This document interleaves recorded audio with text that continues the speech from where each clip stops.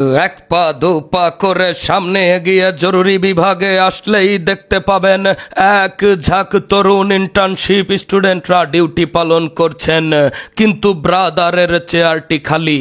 হতেও পারে ব্রাদার প্রকৃতির ডাকে সাড়া দিতে গিয়েছেন। বলতে না বলতেই পরের ধাপ, বাথরুমের যে পরিস্থিতি মুখে আসে, ছি ছি ছি ছি।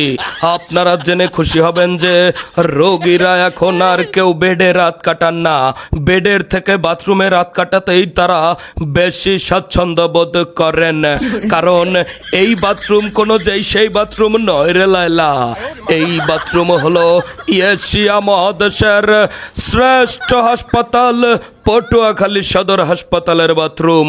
যেই বাথরুম প্রতিদিন 12টি জাহাজ হারপিক দিয়ে এই হাসপাতালের বাথরুম পরিষ্কার করা হয়।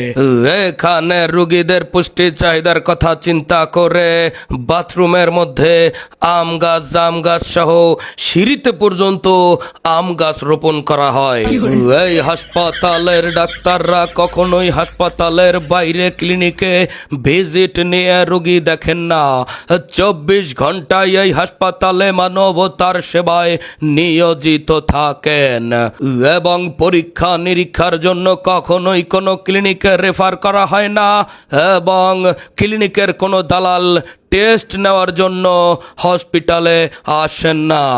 এবং ডাক্তারদের ডিউটি যদি থাকে সকাল 9টায়, তারা এখানে ভোর 5টায় এসে উপস্থিত হন।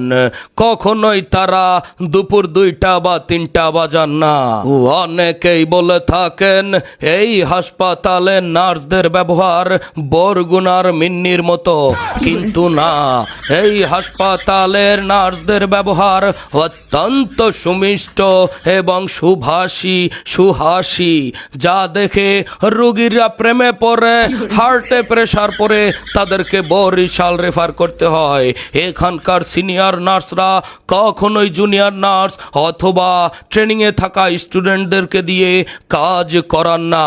সিনিয়র নার্সরা নিজেদের কাজ নিজেরা করে থাকেন এবং ডাক দেওয়ার আগেই সার বলে রোগীর কাছে চলে আসেন। এই হসপিটালে কোনো অ্যাম্বুলেন্সের অভাব নেই এবং অ্যাম্বুলেন্সে কোনো সিন্ডিকেট নেই, অ্যাম্বুলেন্সে কোনো রোগীদের পকেট কাটা হয় না, কারণ সরকার কর্তৃক লক্ষ লক্ষ অ্যাম্বুলেন্স বরাদ্দ করা হয়েছে এশিয়া মহাদেশের এই সেরা হাসপাতালের জন্য।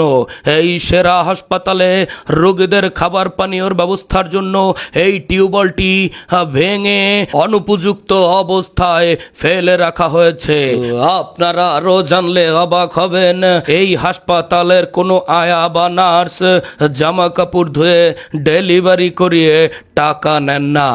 এমার্জেন্সি থেকে রোগী ট্রলি করে বেডে পৌঁছে দিয়ে খুচরা কোনো টাকা এই হাসপাতালের ওয়ার্ড বয়রা নিয়ে থাকেন না। হাসপাতালের এই উন্নতি জরুরি বিভাগ থেকে একদম বেড পর্যন্ত, ফ্লোরে শুয়ে থাকা রোগী থেকে বাথরুমের বেলি ফুলের সুঘ্রাণ, এই সব কিছু এত সুন্দরভাবে এবং ডাক্তারদের এই নিয়মিত ডিউটি, নার্সদের এই প্রেমে পড়ার মতো সুন্দর ব্যবহার দেখে হাসপাতাল কর্তৃপক্ষকে জানায় সাদর সম্ভাষণ।